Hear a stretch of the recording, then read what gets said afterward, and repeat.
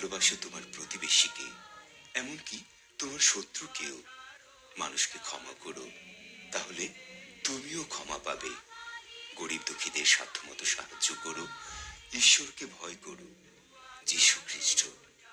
জেরুজালেমের বেথেলহেমে যিশুর জন্ম হয়েছিল কুমারী মেরির গর্ভে। মাই টিভি পরিবারের পক্ষ থেকে খ্রিস্ট ধর্মাবলম্বী সবাইকে মেরি ক্রিসমাস।